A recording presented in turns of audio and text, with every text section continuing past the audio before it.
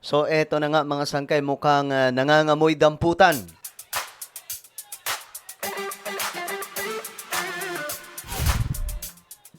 Mga sangkay, meron po tayong news break ngayon, no? Mayroon pong delikadong kalagayan ang mga DDS na mga influencers, no? Na nagpakalat mga sangkay ng fake news laban po kay PBBM. At actually, ang kalaban na po nila dito, hindi po si Pangulong Bongbong Marcos, kundi ang mismong hospital na kilala sa Pilipinas, ang St. Luke's. Nako, mukhang mayayari sila dito mga sangkay. Hindi kasi, alam nyo, okay naman mambatikos. Basta, wag lamang po lalagpas sa sobra, nahahantong po sa kaso. Kasi ngayon, mga sangkay, ayon po sa mga nabasa po natin, no? Ito yung mga nababasa po natin ngayon na mukhang may mga dadamputin na mga DDS na nagpakalat po ng ganong klaseng information. At nakiusap na daw po o gumawa na daw po ng legal action itong St. Luke's para tugisin ang mga taong ito ng NBI. NBI mismo, alam naman po natin pag NBI, madali lamang yan. Anyway, bago natin pag-usapan yun, mga sangkay, sa mga hindi pa po dyan nakakapag-subscribe, makikita nyo po yung subscribe button sa baba ng video na to. I-click nyo lamang po yung subscribe, i-click ang bell, at i-click nyo po yung all. Sa mga nanonood po sa Facebook, i-follow nyo po yung ating Facebook page. Okay. Ito na nga ang balita, mga sangkay.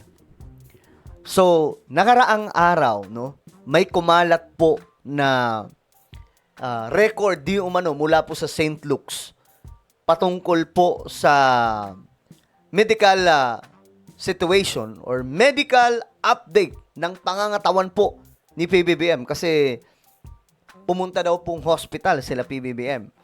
At napag-alaman mga sangkay na yung kanyang bituka, yung mga pinakabulsa ng mga bituka po natin, mga sangkay, meron po doon pamamaga, which is natural lamang daw po yun sa isang tao. Lalong-lalo na po kapag tumatanda at hindi daw po yun delikado. At ang isa sa ginagawa lamang po dyan, meron pong kaunting, kumbaga, kailangan isa sa ginawa ni PBBM yung mag-diet eh. Nag-soup lamang po siya, yung sabaw-sabaw lang, mga sangkay, kaya medyo nangayayat. Pero at that time, ewan ko anong nangyayari sa mga DDS, sa sobra po nilang excited na mawala si Pangulong Bongbong Marcos sa pwesto. Aba, may nagpakalat ng fake news. Yung fake news nila, si PBBM daw gumagamit ng ipinagbabawal na pulburon kaya nagkaganon. Hindi daw kinaya ng katawan. Sa sobrang pagsusuyop daw po. Diba? Yun yung isa sa mga pinapakalat nila. Tapos may iba din na nagsasabi, yung medical, no? Ginawa, yun talaga mga sangkay, mayroon pong nilabas na information, medical information patungkol po kay PBBM. Ang dami pong naniwala. Siyempre, alam naman po natin, tayo mga Pilipino, marami sa atin, hindi po tumitingin po muna kung ano talaga ang totoo. Hindi mo na magdo-double check, basta maniniwala, share agad. Ang daming nag-share. Ang daming nag-comment ng pabigla-bigla.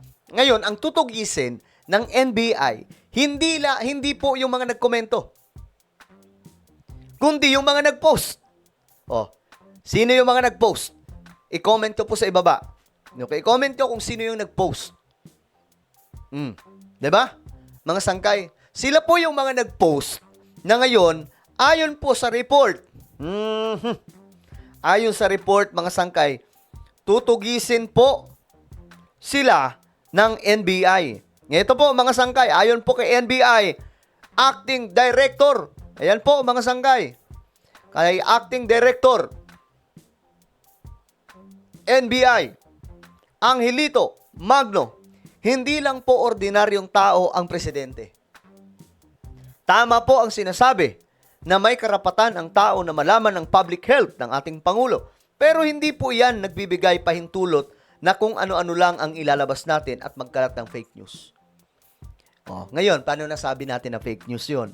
mismo po ang St. Luke's ang nag-deny. Yun pa lang alam na po natin, malinaw. Hindi na po kailangan ng papel o ano paman. Ang St. Luke's na po ang nagsabi, hindi totoo yung ikinakalat. Fake news yun.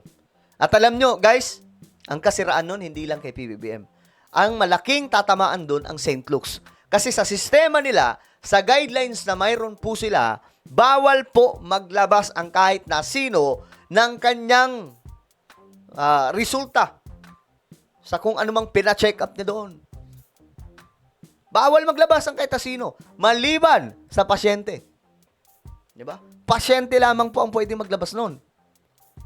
At ngayon, mga sangkay, itong mga DDS, itong mga anti-Marcos, sila pong gumawa ng kalokohan. At ngayon, namumroblema po sila.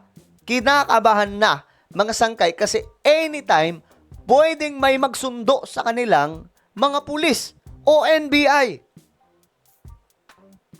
Yun yung possible na mangyayari. Kaya ngayon, mga sangkay, medyo delikado ang galaw ng mga ito. Dahil binabantayan na po ng NBI. At ito ngayon mainit po ito na usapin. May mga dadamputin na daw po. Mga sangkay, marami daw po ang mga dadamputin na sa mga susunod na oras o araw.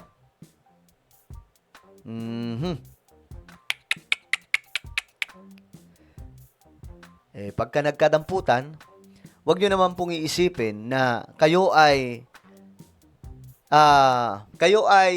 iniipit, no? Kapag ka nagkadamputan, wag nyo iisipin na kayo ay iniipit.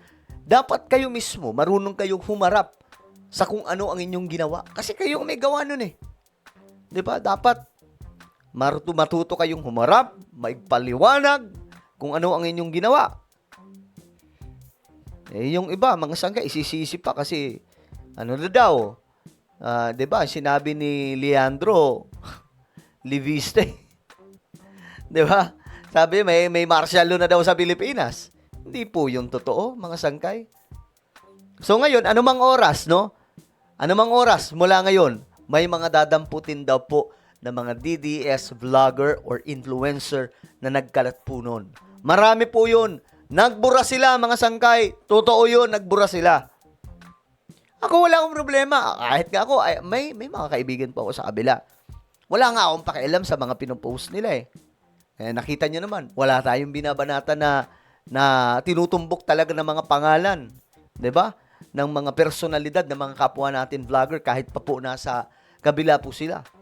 Pero ayun na nga, mga sangkay, itong ginawa nila, mukhang tatamaan sila. Mahirap po talaga yung padalos-dalos ang salita. Ako, mga sangkay, yan po yung natutunan ko eh. Bilang influencer, no, bilang vlogger, natutunan kong kumalma. Huwag masyadong maputak. Kasi baka mangyari yung hindi mo inaasahan. O, tulad ngayon. Inasahan ba nilang dadamputin sila ngayon? Hindi. Di naman nila inasahan na mangyayari yun eh. Pero, posibleng mangyari anumang oras. 'Di ba? So, abangan po natin yan, mga sangkay. Ako na po ay magpapaalam. Mag-iingat pong lahat. God bless everyone.